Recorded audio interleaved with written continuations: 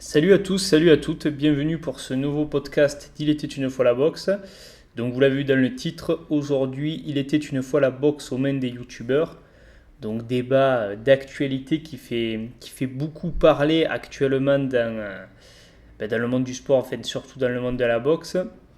Donc on le voit, notamment on sait que là au moment où je fais le podcast, on est au mois de mars, en avril on va avoir Jake Paul, donc l'un des deux frères youtubeurs qui va monter sur le ring pour un troisième combat professionnel. Et on nous parle évidemment toujours d'une exhibition entre Floyd Mayweather et Logan Paul, qui apparemment alors pourrait selon la presse atteindre des records en vente de pay-per-view et de recettes. On parle d'ailleurs aussi déjà de Mayweather Jake Paul. Floyd Mayweather lui-même a dit qu'il était prêt à prendre les deux frères Paul. Euh, Au moment où je fais cette vidéo, je sais que JC, donc notre patron de la chaîne, veut sortir une vidéo sur le sujet, à savoir si un YouTuber peut être un bon boxeur. Donc au moment où je fais ce podcast, évidemment, je n'ai pas encore vu cette vidéo, elle n'est pas encore sortie. Elle sera sortie au moment où vous entendrez ce podcast. Donc ça vous permettra d'avoir deux avis sur le sujet, même si je pense qu'on ne va pas forcément parler des mêmes choses. Moi, ce que je voulais évidemment revenir sur cette présence, enfin cette présence oui, de YouTube dans le monde de la boxe, mais surtout à quel point aujourd'hui les YouTubeurs sont en train de s'accaparer ce sport, à quel point la boxe est devenue un terrain de jeu, faut le dire, pour le monde de YouTube. Je voulais vraiment avoir une réflexion là-dessus parce que je pense que ça, c'est un peu aussi une suite logique par rapport au podcast que j'avais fait sur le côté obscur de la boxe, où j'évoquais déjà un petit peu le sujet, sans aller trop loin. Là, ce que j'aimerais évoquer, c'est de revenir à peu près sur comment, en fait, on en est arrivé là, comment un petit peu ce YouTube boxing, on pourrait dire, s'est développé. Et qu'est-ce qui nous attend, qu'en penser, où va ce sport, en fait, hein. Voilà, c'est ça la question. Donc, on va faire un petit retour en arrière pour voir vraiment que, en fait, tout ça, ça a vraiment démarré, je dirais, je pense, entre 2017 et 2018, tout simplement à peu près à la même période que Mayweather-McGregor. Bon, il faut bien comprendre que la boxe a toujours su utiliser les médias, de toute façon, dans tout sport. On est dans une ère de médias depuis plus d'un siècle. Jack Johnson, déjà à l'époque, savait utiliser les médias, le boxeur Jack Johnson. Mohamed Ali, évidemment, a été un pionnier en la matière, un as. Il a su, mieux que personne, manipuler, utiliser les médias pour faire la promo de ses combats. Ça a été suivi par d'autres boxeurs. Et évidemment, avec les nouveaux médias qu'il y a eu au XXIe siècle, ça a évolué de pair. C'est-à-dire que les boxeurs se sont mis à utiliser les réseaux sociaux, que ce soit Facebook, Twitter, Instagram, et évidemment toutes les plateformes comme YouTube, en fait tous les trucs streaming ou qui permettent de faire les vidéos.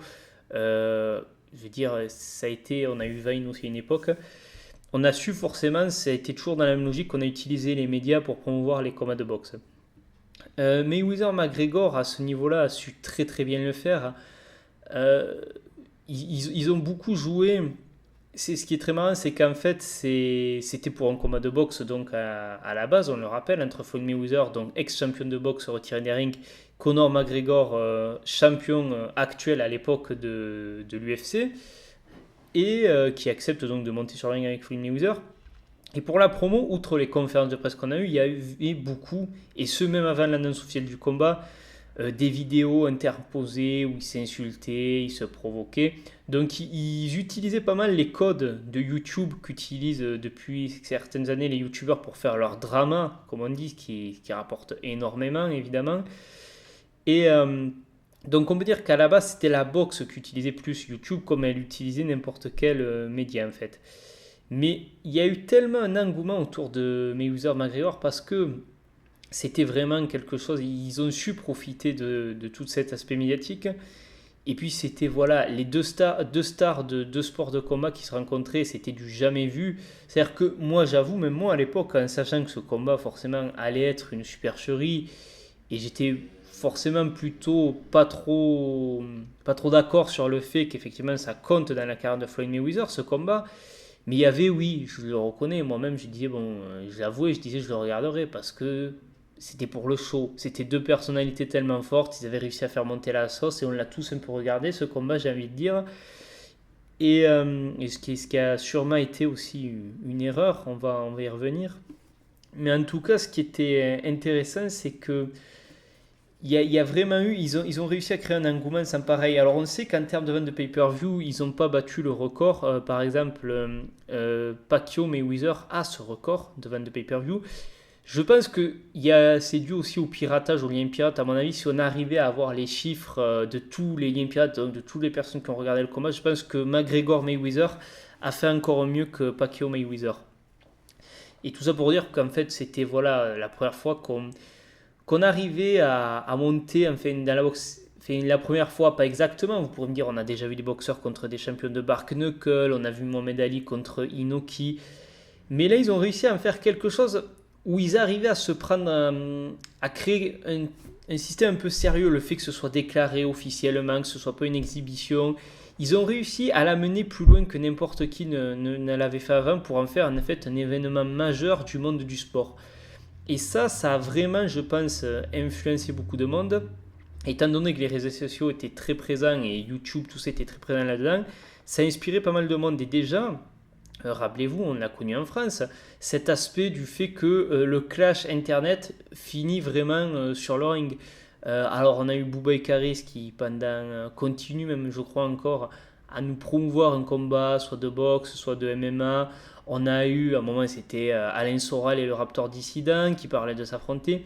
Ça a été un effet de mode, ça n'avait pas été, là j'ai cité des exemples français, ça a été outre les frontières hexagonales bien sûr, et surtout ben voilà, on a eu en 2018 celui qui a concrétisé vraiment le truc, Logan Paul versus KSI.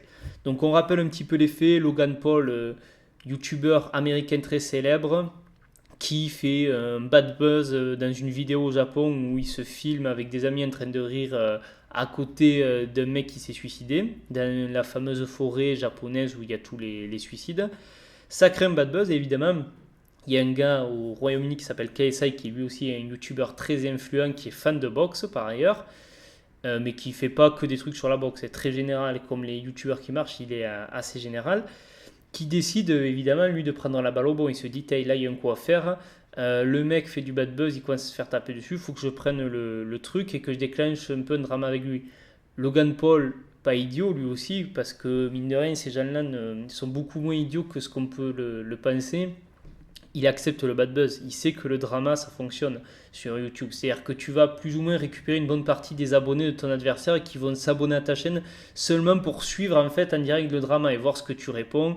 Donc ça fait des vues, ça fait monter la sauce. Et il y a toujours cette idée de combat qui ressort. Et comme KSI est un fan de boxe et pratique la boxe à son niveau, il décide de défier Logan Paul. Et Logan Paul, alors qui lui est un lutteur à la base, qui d'ailleurs je crois n'a pas un mauvais parcours en lutte, je crois qu'il a un niveau universitaire, il était allé assez loin, mais qui accepte le combat de boxe. Alors pourquoi ils ont choisi, on pourrait dire, la boxe? Alors il y avait le fait que KSI était boxeur, je pense que c'est le fait aussi que ça a été Mayweather-McGregor, ça a été leur inspiration pour ce combat. Ils se sont dit quel a été le plus gros coup, le plus gros show qu'on ait eu ces dernières années dans les sports de combat, ça a été Mayweather-McGregor, donc on va prendre la boxe. Mais on verra plus tard pourquoi aussi, probablement, ils ont choisi la boxe. En tout cas, ils se sont basés sur ce sport et ils ont dit on va organiser un combat. Et ça a commencé à prendre une ampleur assez monumentale, à tel point que, au-delà du fait que les réseaux sociaux parlent de ce potentiel combat qui après a été officialisé, à partir du moment où justement il a été officialisé, on a pu voir des médias sportifs et des médias box commencer à relayer l'info. Et moi, je vais vous dire, ça a été tout simplement la chaîne sur laquelle aujourd'hui je vous parle, Box Attitude, que j'ai découvert tout ça. Moi, je ne connaissais ni Logan Paul ni KSI. C'est vraiment la vidéo de Jean-Charles sur le sujet à l'époque qui m'a fait découvrir ça. Et ça a provoqué pas mal de réactions en fait. Alors aussi bien la vidéo de JC que tous les médias box qui ont un peu parlé de ce combat. C'est-à-dire qu'il y a eu des réactions plus ou moins négatives de certaines personnes qui disaient vous ne devriez pas parler de ce combat. Parce qu'en parlant de ce combat, vous lui faites de la pub et c'est quelque chose de néfaste pour la boxe que en fait, de mettre en avant ce genre de truc, ce délire de youtubeurs, ces clashs de youtubeurs qui veulent régler leur compte sur le ring. C'est pas sérieux, c'est pas ça la boxe, c'est pas des professionnels. Donc le fait que vous les mettiez en avant, c'est pas, ça leur fait de la pub et ça leur donne une caution. Ça, on va y revenir. Mais il y avait d'autres gens qui effectivement trouvaient que c'était pas forcément négatif. Et c'était d'ailleurs le cas à l'époque, si vous voyez la vidéo de JC, qui disait au final, il y a ces dramas sur YouTube. Voilà, donc on était à l'époque, comme je vous ai parlé, il y avait Boubacaris, il y avait Soral le Raptor. Et il disait, plutôt que de régler ça comme avait pu tenter de le faire Boubacaris, c'était dans un aéroport, je crois que ça avait éclaté un petit peu la baston. Il dit, je préfère qu'il le fasse dans un support cadré, sur un ring où il y a des règles. C'est-à-dire qu'on cadre les trucs et en même temps, ça a un côté où ça n'est plus du clash sur Internet, où aujourd'hui, voilà, ben, puisqu'on parle de boxe, Mike Tyson, on aime en ce moment ressortir beaucoup sa citation qui a dit, il n'y a pas si longtemps que ça, enfin maintenant ça remonte à quelques années je crois, qui avait dit les réseaux sociaux ils vous ont mis trop à l'aise, vous êtes habitué à insulter les gens sans en subir les conséquences physiques en fait. Et du coup là, ben, c'est vrai qu'on pouvait se dire, pour une fois, plutôt que de clasher et de dire n'importe quoi, on a enfin des mecs qui disent bon mais très bien, on va assumer ce qu'on dit et on va venir se taper quoi. On va venir régler les comptes d'homme à homme, d'homme d'honneur comme on pouvait le faire par le passé. Et comme le disait JC, c'est peut-être pas plus con de le faire dans un support cadré effectivement.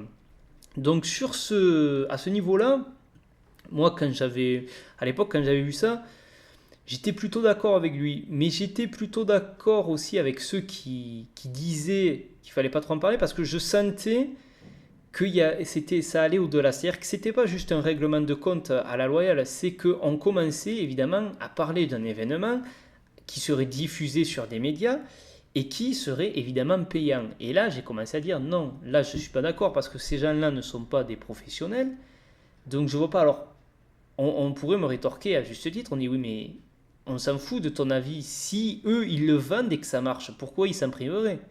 Et je suis totalement d'accord, eux n'ont aucune raison de s'en priver. Mais ce que je veux dire à ce moment-là, je devenais d'accord avec les gens qui disaient, en tant que Mediabox, il ne faudrait pas parler de ça. Il ne faudrait pas relayer ça parce que, à partir du moment où c'est deux youtubeurs qui commencent à dire, voilà, on va faire un combat entre nous, on va faire un fight, et on va le faire payer. Si leur communauté suit, si le YouTube Game s'enflamme et décide de suivre. Mais à partir du moment où des médias sportifs, des médias de boxe commencent à en parler, ça donne une caution à cet événement. C'est-à-dire que le mec qui se dit, enfin, en voyant ça, il dit non, moi je vais pas payer pour ça, c'est ridicule, c'est pas des vrais boxeurs. S'il voit qu'un média de boxe en parle, et bien là il peut être tenté de se dire, ah ben, au final, c'est peut-être plus sérieux que ce que je pensais. Si même les médias de boxe parlent de ça, c'est que quelque part c'est un événement qui fait que même le monde de la boxe pure s'intéresse à cet événement. Donc cet événement, quelque part, hein, devient légitime. Et ça a commencé, moi, un petit peu à me gêner à l'époque, et déjà certains pointaient du doigt en disant attention, parce qu'à légitimer ce genre d'événement, ça peut devenir monnaie courante dans la boxe et ça peut discréditer ce sport. Ce qui a été intéressant, c'est que moi, je me disais plus ou moins ça, mais j'avais pas forcément vu les conséquences, dans le sens où je voyais que ce combat, déjà, ils allaient le faire en amateur. Qu'ils auraient des casques, alors ils avaient essayé, je crois, au début de négocier de ne pas avoir de casque, mais en amateur, même s'il n'y a plus de casque, les trois premiers combats, si je dis pas de bêtises, tu es obligé d'avoir un casque. Donc eux, c'était leur premier combat officiel, donc ils étaient obligés d'avoir un casque. Donc j'ai dit, bon, ça déjà, ça va un petit peu calmer tout le monde sur le fait qu'on n'est pas dans du gros niveau professionnel. Et je me disais peut-être qu'au final, alors je pensais pas que ça allait être un flop, mais je me disais ça va peut-être pas aussi bien prendre qu'ils veulent le croire. Alors truc, j'ai dit, ça va rester un petit contre youtubeur, pourquoi pas, on va pas aller plus loin. Sauf que très rapidement, donc le combat va se faire dans une arène alors c'était en Angleterre où c'était exactement, je sais plus. Mais toujours est-il que ça va prendre déjà de l'ampleur, même de par les conférences de presse. Moi, j'avais commencé à être choqué par les conférences de presse parce que vraiment, ça me faisait penser. Alors, pour le coup, il s'inspirait totalement de Mayweather McGregor. Et j'ai envie de vous dire, la foule était au rendez-vous. Il y avait quand même une foule. Et là, ça commençait à un petit peu frayer. Et c'est là que certains aussi ont défendu ce combat et ont trouvé un aspect positif en disant c'est bien parce que ça met la lumière sur la boxe. C'est-à-dire que ça nous ramène un nouveau public. Le fait que ces gens-là aient choisi la boxe pour régler leur compte, c'est une aubaine dans le sens où ça ramène de la visibilité de la boxe et du public. Moi, j'ai toujours été très sceptique par rapport à ça, on y reviendra. Je voyais pas vraiment ces gens-là suivre la boxe après ça. Ils étaient là pour leur youtubeur. S'ils avaient décidé de régler leur compte en judo, en lutte, en MMA, peu importe, ils auraient été là. Et ils n'auraient pas plus suivi le sport après. Le sport est secondaire. Là, ce qui intéressait, c'était vraiment les personnalités. Un petit peu ce qui avait pu intéresser d'ailleurs dans Mayweather, McGregor, le grand public. C'était pas le fait que ce soit un match de boxe, c'est le fait qu'il y avait ces deux personnalités qui étaient là. Et nous aussi, j'ai envie de dire, les puristes de boxe, puisque moi, comme je vous l'ai dit, on savait très bien que McGregor n'avait pas sa chance, même face à un vieux Mayweather qui était resté inactif. Mais on avait envie de voir parce qu'on se disait, oui, c'est un show, c'est deux personnalités. On le prenait d'ailleurs, on a pris ça comme ça, on a dit, il faut bien distancier. Nous, on accepte de le regarder comme un show, mais pas comme un match de boxe. Le problème, c'est que c'était quand même un match de boxe. Donc c'est pour ça que ça a posé problème et on va voir, vous allez voir en fait où je veux en venir. Pour revenir à KSI Logan Paul, il a commencé à avoir cet engouement et le combat va plutôt bien marcher. Il va y avoir du monde, il va se vendre en pay-per-view sur YouTube. Ils ont mis un pay-per-view. Et en fait, c'est quand je suis tombé sur le chiffre des ventes que ça a commencé vraiment à me mettre un coup et à me faire un peu peur. Parce qu'ils ont quand même fait 1 300 000 ventes de pay-per-view. Je ne sais pas si vous réalisez, mais 1 300 000 ventes de pay-per-view, c'est le même nombre de pay-per-view vendus par le premier combat entre Golovkin et Alvarez, qui a été le plus rentable des deux combats. Alors, évidemment, il faut prendre ça avec du recul et des pincettes. Logan Paul et KSI, le pay-per-view était beaucoup moins cher que celui de Alvarez-Golovkin. Mais bien évidemment, s'ils avaient mis au même prix, la sauce n'aurait pas pris, ils n'auraient pas fait ce chiffre, on est d'accord. C'est pour ça qu'on ne peut pas dire qu'ils ont eu le même rapport de force. Mais quand même, ce que je tiens à dire, c'est que par rapport à ce que c'était ce combat, ce que se représentait, d'arriver à faire autant de ventes de pay-per-view, ben, ça m'a fait peur. Je me suis dit, là, c'est une franche réussite. Leur combat, c'est une franche réussite. Et quand tu réussis, eh ben, tu n'as pas de raison de t'arrêter à un si bon chemin, quelque part, j'ai envie de te dire. Et ça n'a pas manqué, puisque l'année suivante, on a eu droit à la revanche. Et cette fois-ci, pour la revanche, ils ont compris qu'il fallait frapper plus fort.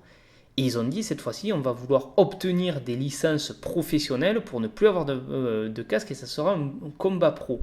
Et on leur a accordé ces licences professionnelles. Et là, qu'est-ce qui s'est passé? C'est qu'on a eu Eddie Hearn, qui est peut-être le plus grand promoteur de boxe à l'heure actuelle, ou l'un des plus grands. Il y a Bob Arum, il y a Lemon, mais en tout cas, il fait partie du trio de tête. Lui est venu pour promouvoir ce combat. Et pas le promouvoir qu'un peu. C'est-à-dire qu'il n'est pas arrivé en laissant ça un peu, c'était pas juste Matchroom et un petit peu les employés qui géraient ça. Non, non, il était présent sur tous les circuits de promotion pour promouvoir cet événement. Et là encore, quand je vous parlais tout à l'heure de caution, eh bien, il y a des gens qui ont dit, ah mais attends, c'est sérieux alors cette histoire. C'est-à-dire, c'est pas que des youtubeurs, si quand même ils ont des licences pro, s'il y a un promoteur derrière qui est quand même le promoteur d'Anthony Joshua, ah c'est que derrière il y a quand même quelque chose. Et là, ça devenait grave, et surtout qu'on apprenait qu'il allait avoir une sous-carte. Alors, il y avait déjà une sous-carte au premier combat où avait notamment combattu Jake Paul, le frère de Logan, contre le frère de KSI.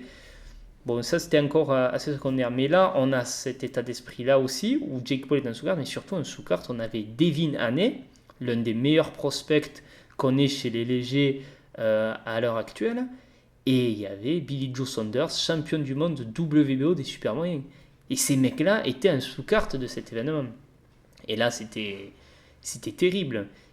Quel discrédit pour la boxe. Quel discrédit. Et d'ailleurs, beaucoup leur ont dit comment vous avez pu accepter ça, d'aller en sous-carte de ces mecs. Et pourquoi, selon vous, Eddie Hearn a accepté ça? Et pourquoi Eddie Hearn était là? Le seul fait qu'Eddie Hearn soit là, ça prouvait déjà l'engouement qu'en un an, ça avait pu prendre. C'est-à-dire que l'argent, il était là.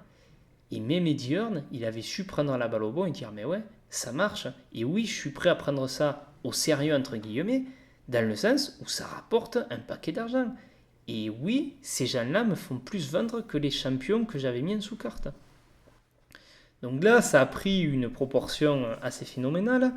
Et l'année suivante, donc l'année 2020, a guère été mieux, puisque alors Jake Paul est remonté sur le ring pour un combat pro. Après, on a eu surtout alors ce match d'exhibition Tyson Jones qui là aussi a une ampleur. 1 600 000 ventes de pay-per-view. Ils ont fait plus en vente pure de pay-per-view que Wilder Fury. Pour une exhibition qui, excusez-moi quand même, c'était... Vous pouvez me dire, bon, il y a eu des beaux mouvements pour leur âge, ok. Mais il y a des fois, c'était à la limite du catch, quoi. Quand tu vois le mec qui agite ses points devant, que l'autre, il a un temps de retard pour faire mine d'esquiver.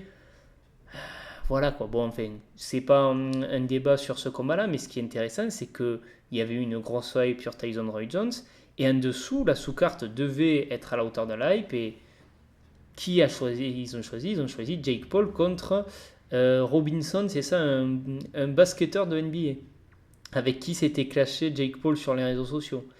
Et on a eu un KO faramineux, ça aurait pu être d'ailleurs très très dangereux. Jake Paul a mis KO un adversaire qui était d'ailleurs beaucoup plus léger que lui. Et ça a buzzé à mort. Parce qu'en sous-carte, il y avait par exemple Babdou Jack qui combattait. On n'en a pas tiré une ligne. On a énormément parlé par contre de Jake Paul. D'ailleurs, on a même fini par plus parler de Jake Paul qui avait mis le gros KO à Nate Robinson que de Tyson Jones. Donc là, on est allé sur une ampleur. Et ce qui a été annoncé à la fin de l'année 2020 était prévisible, à savoir que Floyd Mayweather Jr., qui sortait déjà pour des exhibitions un peu, a dit qu'il allait revenir pour faire une exhibition contre Logan Paul. Et ça, c'était un truc qu'on pouvait anticiper depuis un moment. Mais la question, c'est qu'évidemment, on voit à ce moment-là, quand Mayweather revient pour Logan Paul, l'ampleur immense que ça a prise. La question maintenant, c'est de voir ce que ça a généré derrière. Parce que ça a pris tellement d'ampleur que il y a eu des personnalités de la boxe qui sont montées au créneau. On a eu Teddy Atlas qui est monté au créneau. On a eu Teofimo Lopez, le champion unifié des poids légers, qui en 2020, je le rappelle, a été boxeur de l'année, qui lui a ouvertement dit arrêtez vos conneries, la boxe c'est sérieux, il y a des gens qui travaillent ça, et vous faites que de la merde avec ça, c'est pas un terrain de jeu quoi la boxe. On a eu, bien évidemment, on a pris à partie la superstar de la boxe, Canelo Alvarez, qui lui a déclaré que voilà, c'était pas de la vraie boxe, que les frères Paul, ils les invitaient à la salle pour leur montrer ce que c'était vraiment, et que les frères Paul, en faisant ça, manquaient de respect à la boxe. Donc on a eu plusieurs personnalités qui ont réagi, et évidemment, ça a posé la question, en fait, la question que posaient ces personnalités et d'autres, et beaucoup se sont retrouvés par exemple dans les propos de Teofimo Lopez ou de Canelo, en disant, en fait, notre sport est en train de perdre sa crédibilité avec ça. Quand tu vois un Jake Paul qui est en train d'assommer un Nate Robinson qui est beaucoup plus léger, qui n'est pas du tout un boxeur. Alors vous me direz, Jake Paul n'est pas non plus un boxeur. Quoique maintenant, enfin, c'est pas un grand boxeur, mais bon, le gars s'est boxé, il faut lui reconnaître. Il va faire son troisième combat professionnel. Il est classé sur BoxRec. Je crois qu'il est 743e, un truc comme ça. Dans la catégorie, ils sont un peu plus de 1000. Bref, le mec, officiellement, est un boxeur. Ce qui est intéressant, c'est que voilà, les gens ont vraiment enfin ressenti un petit peu ce manque de crédit. Ils se sont dit, à faire ce qu'ils font, les frères Paul sont en train de discréditer la boxe. Sauf que moi, ma réflexion, ça a été, et c'était déjà un peu la réflexion dont je vous faisais part dans mes podcasts sur le côté obscur de la boxe, est-ce qu'en fait, c'est les frères Paul qui discréditent la boxe, ou est-ce qu'aujourd'hui, on a les frères Paul dans la boxe parce que ce sport s'était déjà discrédité? Alors, les frères Paul ont achevé de le faire, mais est-ce que déjà, il n'y avait pas un terrain fertile pour que ça arrive? Et en fait, je vais vous dire, ce qui m'a fait prendre conscience que j'avais touché un truc du doigt dans mon dernier podcast à ce sujet, ça a été justement ce qu'on a eu, la mini-polémique qu'on a eue en début d'année avec Canelo. Canelo, donc superstar de la boxe, on le rappelle, qui brasse des millions et des millions de dollars, c'est le visage de la boxe aujourd'hui. Alors, on pourrait dire, il y a Joshua chez les lourds, c'est vrai, mais bon, la superstar, c'est quand même Canelo, qui est considéré comme le numéro 1, toute catégorie confondue. Donc, face à ce phénomène qui prend l'ampleur, il était logique qu'on l'interroge. Comme je vous l'ai dit tout à l'heure, ses propos à Canelo, ils ont été clairs. Il a dit, voilà, il appréciait quand il a dit bien que j'ai rien à la base contre les frères Paul, il dit, mais la boxe, c'est pas ça. Il dit, il y a des gens qui travaillent, c'est sérieusement. Il a dit plus ou moins ce qu'avait dit Teofimo Lopez. vous pouvez pas faire n'importe quoi, venez voir à la salle ce que c'est vraiment. Il dit, voilà, ces gens-là manquent de respect à la boxe. Ça a été d'ailleurs très repris par beaucoup de médias, des médias sportifs, beaucoup de fans de boxe qui ont été un peu contents que Canelo monte au créneau contre ça, où on voyait les gros titres, ouais, Canelo qui taille les frères Paul en disant qu'il manque de respect à la boxe. Mais moi, ce qui m'a mis vraiment un uppercut au foie, ça a été la réponse qu'a faite Logan Paul, qui a été pleine de sens. Logan Paul, après ça, il était dans son podcast qui fait, je crois, par semaine, où il y a un mec qui l'interroge un peu sur l'actualité, sur les dramas, tout ça. Et le mec lui dit, ouais, t'as vu, donc il y a Canelo Alvarez, la superstar de la boxe, qui t'accuse de manquer de respect à la boxe. Qu'est-ce que tu réponds à ça? Et là, Logan Paul, il dit, ah mais attends, Canelo, c'est pas le mec qui a échoué à 2 tests antidopage, c'est lui qui se dopait, qui trichait. Ah ouais, lui, il respecte la boxe, ce mec. Il vient me dire que moi je manque de respect à la boxe alors que lui c'est un tricheur, il s'est fait choper pour dopage. Et là, j'ai dit, alors là ça m'a mis un coup parce que j'ai dit, alors déjà bon, en termes de com, faut reconnaître qu'il répond bien, il renvoie Canelo dans les cordes. Mais ce qui était plus percutant, c'était ce qui était sous-jacent à la réponse de Logan Paul à ce moment-là. Parce qu'en fait, Logan Paul, quelque part, il est en train de te dire, ah ben oui, bien sûr que je ne respecte pas la boxe. Bien sûr que je ne respecte pas ton sport. Mais pour que je respecte ton sport, il faudrait peut-être déjà que ton sport il soit respectable. Parce qu'excuse-moi, ta superstar, c'est un mec qui s'est fait choper pour dopage. C'est un mec qui a plein de casseroles derrière lui. Je vous renvoie à mes podcasts précédents. Je veux dire, Canelo, des casseroles, il y en a des tas. Et là, moi, j'ai trouvé que c'était plein de sens parce que j'ai dit, mais ouais, en fait, j'ai dit forcément que pour réclamer un respect, il faut déjà que ton sport soit respectable. Et moi, c'est pour ça que je vous ai dit dans mes précédents podcasts, j'arrive à cette conclusion, c'est que je vous disais, la boxe a tellement été discréditée au long des années par ces magouilles que c'est devenu un sport qui n'est plus qu'un show maintenant, qui a perdu quelque part sa noblesse. Alors, on pourrait dire qu'il en a peut-être jamais eu parce qu'il y a toujours eu des magouilles, mais il y a toujours eu un côté noble dans la boxe. Je ne serais pas fan de boxe si je pensais qu'il n'y avait jamais eu de noblesse dans la boxe. Mais c'est vrai qu'il y a toujours eu quelque chose de sale et que ce côté sale, comme je vous l'expliquais dans mes précédents podcasts, il est d'autant plus ressorti ces dernières années qu'il est quasiment, il fait partie du paysage légal de la boxe maintenant. Tous les systèmes de cutway, tout ça. Et c'est pour ça qu'en fait, tu peux être tenté de te dire à la réflexion de la réponse de Logan Paul que fait Logan Paul à Canelo, tu peux dire au final, quelle différence presque, si tu as pu faire Canelo contre Cannes, pourquoi pas Jake Paul contre Nate Robinson? Alors, c'est pas le même niveau d'opposition, hein, on est d'accord, puisque Amir Khan, malgré l'énorme désavantage physique, reste un boxeur. Mais quelque part, si tu peux commencer à faire n'importe quoi au sein même de la boxe, euh, qui définit la limite? Qui dit, ah oui, tu peux faire n'importe quoi, mais jusqu'à une certaine limite? Soit tu es clean, soit c'est la débandade. Et là, ce qui est en train de faire, ce qui est en train de se passer, c'est que ce sport est en train de devenir la débandade. C'est ça, et c'est ce que nous montre justement l'affaire avec les frères Paul.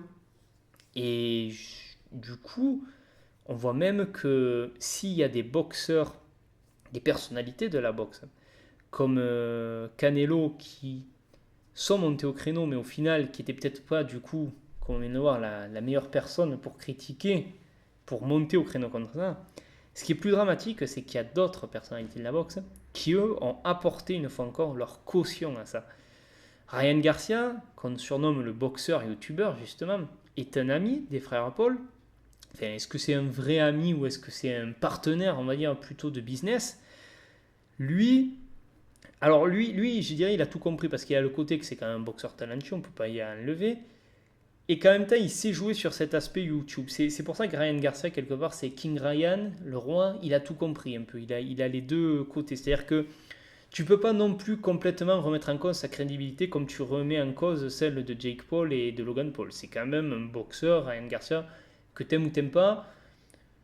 Je te dis pas que c'est le meilleur boxeur à l'heure actuelle, mais c'est un gars qui a du talent quand même, qui est entouré d'une bonne équipe, alors qu'il est d'ailleurs dans la team Canelo, c'est un peu le paradoxe, et qui en même temps est proche des frères Paul. Mais y a plus que Ryan Garcia, ce qu'il faut voir, c'est que le fait déjà que Floyd Mayweather accepte le combat face à Logan Paul, et on parle maintenant de plus en plus d'un combat face à Jake Paul, hein, ils sont en train de se chambrer sur les réseaux sociaux, il y a ce sentiment que lui aussi apporte sa caution morale en disant mais oui, je vais les affronter quelque part parce que ils méritent que je puisse les affronter. Mais il y a pire que ça. Il y a pire que ça parce que au final, comme je vous le disais, comme la boxe actuellement c'est quand même pas mal discrédité, puis il y a la concurrence aussi de l'UFC, les gens se replongent plutôt dans la boxe à l'ancienne et on voit aujourd'hui l'influence par exemple que peut avoir un Mike Tyson, une influence énorme. Mike Tyson, son exhibition contre Roy Jones, je vous le rappelle, 1 600 000 de ventes de pay-per-view. Il y a des légendes comme ça, comme Bon Tyson, il y en a d'autres. Ça fait partie des personnes les plus influentes encore aujourd'hui du monde de la boxe. Et ces personnes ont apporté leur caution à ça. Mike Tyson, qui a choisi Jake Paul en sous-carte de son événement, apporte sa caution. Et puis surtout, il y a eu cette interview de Tyson. Alors déjà, Tyson qui accepte d'aller chez Logan Paul dans son émission pour parler de son futur combat contre Mayweather. Mais surtout, Tyson qui a fait beaucoup de bruit en déclarant que Jake Paul avait ressuscité la boxe, que les frères Paul avaient redonné de la vie à la boxe. Je vais vous dire exactement ce qu'il a dit, Mike Tyson. Il a dit, la boxe, c'est une traduction approximative là que je vais vous lire. La boxe façon YouTube est en train de sauver un sport mort. Mon ego me chuchote des choses, mais la réalité, c'est qu'ils ont beaucoup aidé la boxe. Donnez à ces YouTubeurs un peu de respect. Il faudrait même leur donner une ceinture, parce qu'ils redonnent vie à la boxe. La boxe était plus ou moins un sport en train de mourir. L'UFC nous bottait le cul, et maintenant, on a ces YouTubeurs qui ont 25 millions de vues derrière eux. La boxe revient à la vie grâce à eux. Donc, quant à Mike Tyson, qui pour beaucoup, encore aujourd'hui, est le visage de la boxe, Mike Tyson, il ne faut pas se mentir, c'est la superstar historique de la boxe. Certains vont me dire Mohamed Ali. J'ai envie de te dire, aujourd'hui, si tu mesures l'impact, j'ai envie de dire que Mike Tyson, même s'il n'a pas eu tous les combats politiques d'Ali et tout, il a surpassé Ali en termes de starification, il a surpassé Ali. Parce qu'il y a l'époque aussi qui fait ça, c'est-à-dire que la médiatisation était encore plus forte du temps de Tyson. Mais aujourd'hui, la boxe pour tous, c'est Tyson. Et quand Tyson apporte sa caution au frère Paul, et aujourd'hui ils le revendiquent, ils disent, regardez, Mike Tyson lui-même nous apporte sa caution. Mike Tyson invite les frères Paul à s'entraîner avec lui. On a vu Evander Holyfield inviter Jake Paul à s'entraîner pour son futur combat. On a vu Shane Mosley s'entraîner avec Jake Paul. C'est un boxeur qui n'est pas une superstar de la boxe, c'est Jean Pascal. Jean Pascal qui en fait surfe maintenant sur cet aspect. Et c'est là où ça devient intéressant, c'est parce que vous pouvez vous dire pourquoi Tyson dit ça.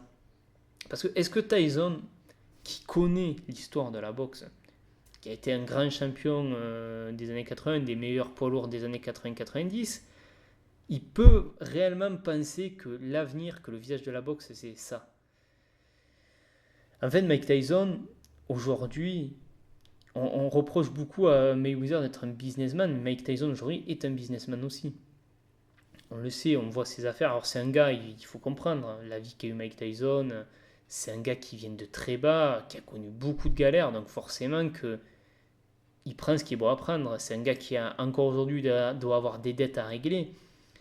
Et évidemment qu'il fait ça pour l'argent. Et évidemment que si Mike Tyson choisit de dire ça, c'est qu'il a compris que l'argent, le business, c'est aujourd'hui avec les frères Paul. C'est là. Donc ça vous montre quand même l'impact énorme du coup que ça a pris. Et tous ces mecs, ces Holyfield, Mosley, qui font ça avec les frères Paul, pourquoi ils font ça ? Est-ce que vous pensez vraiment qu'en fait ils s'entraînent avec eux ? Enfin, je ne sais même pas pourquoi je vous pose la question. Bien sûr que vous ne le pensez pas vraiment qu'ils s'entraînent avec eux pour leur talent de boxe. On sait qu'ils s'entraînent avec eux pour le buzz, pour ce que ça génère derrière en termes d'argent, de vues. Et c'est là que vous vous rendez compte de l'impact du truc.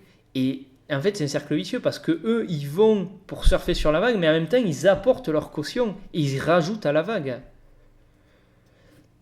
Et là, ça devient énorme. Et on voit qu'aujourd'hui, par exemple, il y a eu on a pu voir le dernier combat de Canelo contre Yildirim, qui alors là encore n'a pas plaidé ça.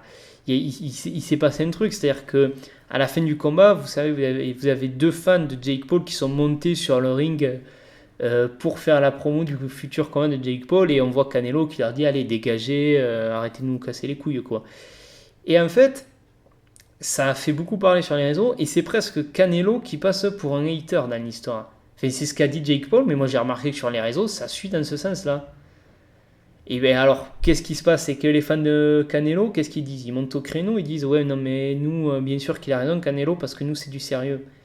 Les mecs, qu'est-ce qu'ils disent? Ils disent ah ouais, c'était du sérieux, il dirait. Franchement, le combat là qu'on a vu, tu trouves que le mec il était de taille?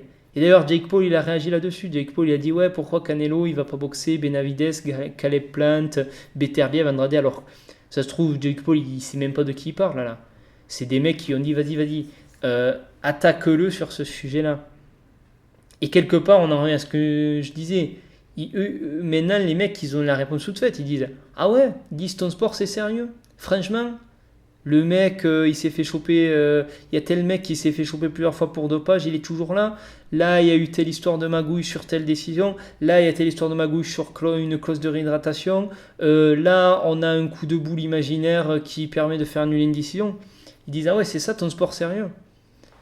Donc en fait, c'est ce que je vous expliquais, c'est que la boxe s'était déjà discréditée d'elle-même. Et quelque part, moi, quand je vois ça, quand je vois l'ampleur que ça prend les frères Paul, je me dis, putain, c'est presque à croire, je ne le pense pas bien sûr, mais c'est presque à croire que c'était un complot, un coup monté, qu'on a préparé un terrain parfait pour qu'ils puissent arriver, eux, comme des princes, quoi.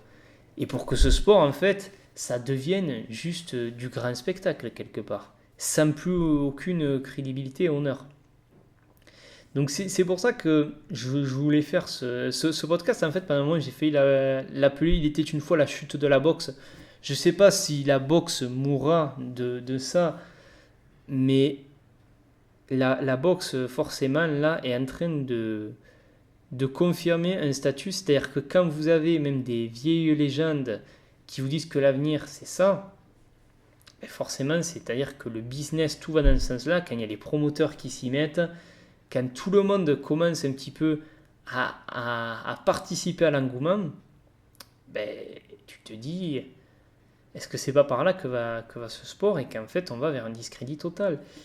Et moi, vous voyez par exemple, il y avait ce débat, alors récemment c'était dans une émission du Captain Crochet, que c'était Clément, que je salue au passage s'il écoute ce podcast pardon, et qui réagit régulièrement chez les Captain Crochet, qui parlait par exemple de Teofimo Lopez en disant Teofimo, malgré le fait que ce soit un des plus grands talents de la boxe aujourd'hui, dit je pense qu'il ne pourra pas exister si par exemple il dit pour qu'il existe, qu'il ait un poids, un impact vraiment qui puisse se prétendre dans les grosses bourses, il faudrait qu'il soit par exemple en sous-carte d'un truc des frères Paul.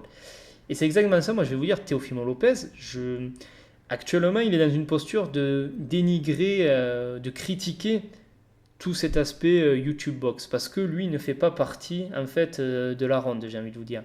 Ça reste encore un boxeur effectivement plus de niche, plus connu quand même par les puristes, même si sa popularité a explosé un petit peu, mais ça reste quand même concentré sur un certain public.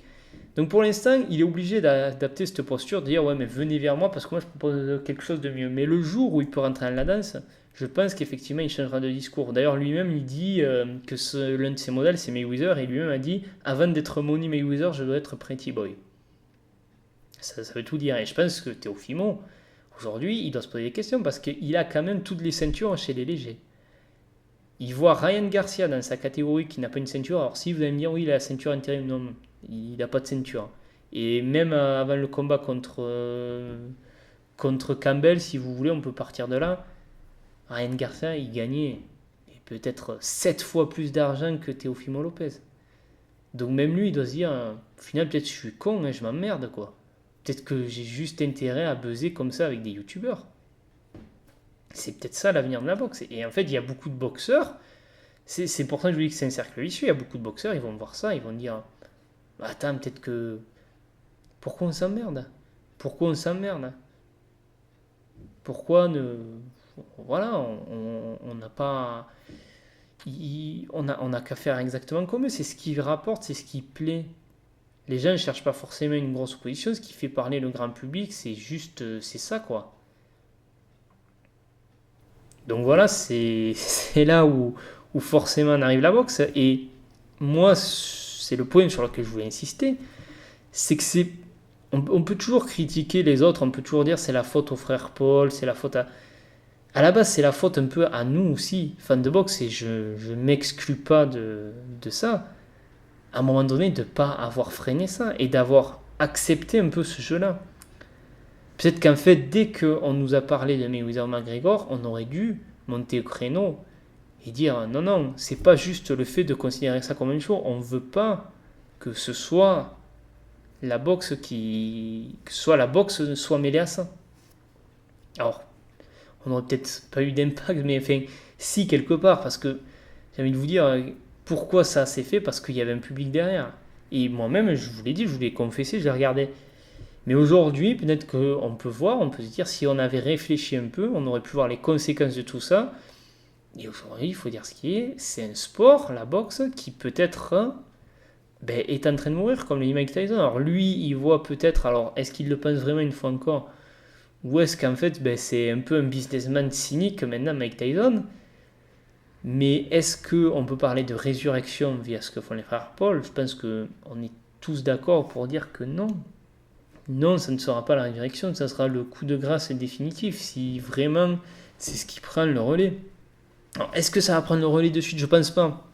D'ailleurs, le fait qu'ils aient reporté Logan Paul Mayweather prouve que quand même, les gens sont encore assez raisonnables. Et encore, j'ai envie de vous dire, je me demande, j'ai peur qu'en fait la véritable raison du report du combat soit le fait qu'on est dans une période où les gens pensent à autre chose avec le Covid et tout ça, et peut-être que le fait qu'en fait la boxe, justement de par son discrédit, n'est plus le sport numéro un et que du coup ils ont tiré un peu ça jusqu'à la trogne et que ça vaut même plus le coup d'organiser ce combat quoi. C'est peut-être ça quoi, c'est peut-être dramatique à ce point-là, mais non, non, là forcément, quoi, quand tu vois ça, tu te dis, ouais, là, c'est un sport qui est en train de se casser la gueule, et je vais vous dire, un qui se frotte les mains, et enfin, il a réagi d'ailleurs à tout ça, c'est Dana White. Ah, Dana White, le président de l'UFC, quand il est interrogé sur le sujet, il a le sourire jusqu'aux oreilles, et il dit, ah ouais, ouais, mais nous, il dit, en UFC, il n'y a pas ça, il dit, nous c'est un sport sérieux, nous, ça rigole pas. Il dit, la boxe, ouais, c'est le cirque maintenant. Il dit, venez à l'UFC, si vous voulez voir des vrais combats, venez à l'UFC. Il dit, nous, on ne vous propose pas des youtubeurs. Alors peut-être que, attention, l'UFC, il viendra aussi, hein. C'est même probable, parce que l'UFC est quand même pas mal calqué sur le monde de la boxe, sur pas mal d'aspects.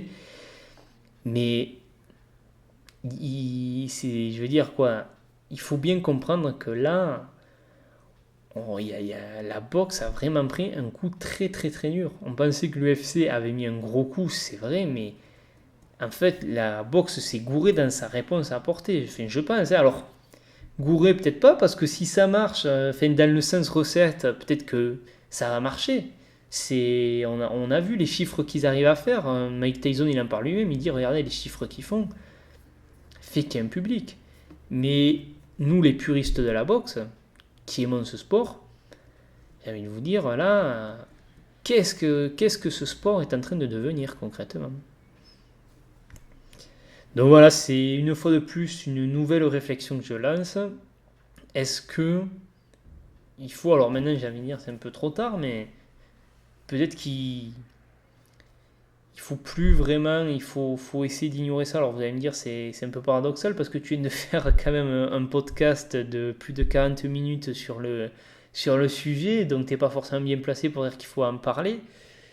Mais de toute façon c'est trop tard, mais le constat est là, quoi. C'est que d'entrée de jeu, il fallait prendre, je pense, nos distances par rapport à ça. Et pour revenir sur l'argument dont je parlais au début, sur le fait que le public, que en fait ça ramène un nouveau public à la boxe, non, on le voit, ces gens-là, ils sont pas là pour la boxe, ils sont là pour les personnalités. Et comme le disait très bien le Captain Crochet dans l'émission, si Logan Paul Mayweather ça se fait, dites-vous bien que le A-side, la star, ça sera Logan Paul, pas Mayweather. Et ça quand même, quand t'es un fan de boxe, ça fait mal.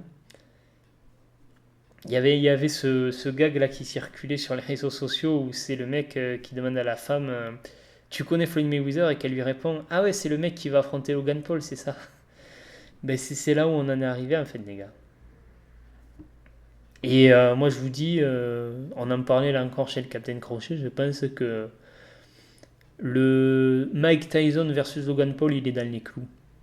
ou contre Jake Paul, mais en exhibition bien sûr, parce que c'est ça maintenant la mode, mais voilà, donc je pense que c'est... Si vous me demandez aujourd'hui est-ce que la boxe est morte, non, puisqu'il y a encore des événements, ça marche, il y a toujours un public, mais il faut être honnête, ça n'a plus la stature que ça pouvait avoir il y a plusieurs années, quoi.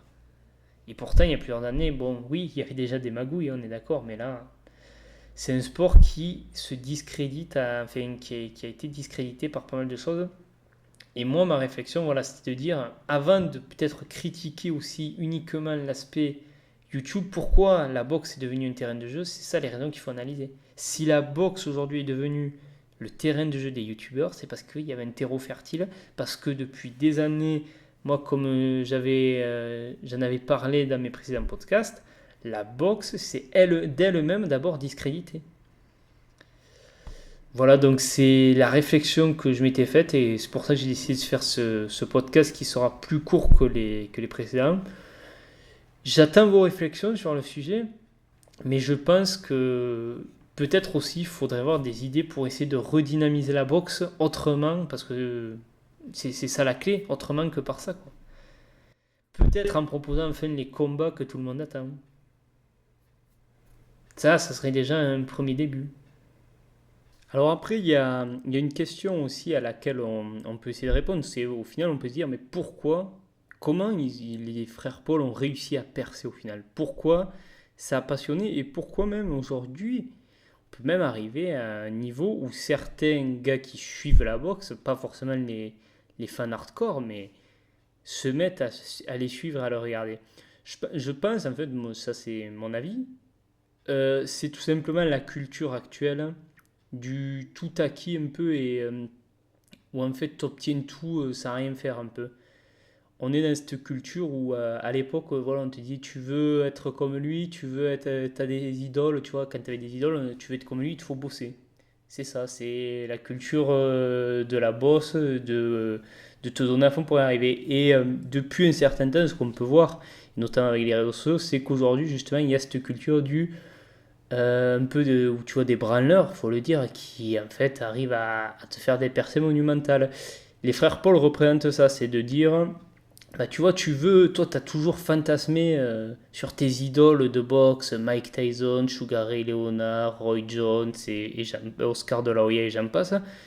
Voilà, et tu t'es toujours dit, j'y arriverai jamais parce que c'est trop dur, parce qu'il faut bosser, parce que c'est la boxe, c'est quand même un sport très dur. Et là, tu as ces mecs qui débarquent qui disent, mais non, ils te disent, regarde, nous, on le fait, on s'amuse avec ça. On y arrive. Alors, je te dis pas, oui, c'est des sportifs, les frères Paul, mais ils ont jamais donné tous les sacrifices qu'ont donné tous ces champions que j'ai cités auparavant. Et c'est ça qui plaît, je pense, qui fascine les gens, c'est de se dire, ah, ça pourrait être moi en fait. C'est-à-dire que moi, demain, si j'avais un bon buzz, je pourrais me rêver champion du monde de boxe, au sommet de la boxe. C'est pour ça que ça marche, je pense, voilà. Voilà, donc bon, moi j'attends vos réflexions sur le sujet, j'attends vos retours. Je vous remercie en tout cas de nous suivre toujours autant et ça fait toujours plaisir. Vos commentaires, on les lit tous. Et écoutez, ben, bonne réflexion et j'espère vous retrouver pour d'autres podcasts qui, j'espère, seront un peu plus optimistes, on va dire. Sur ce, salut à tous.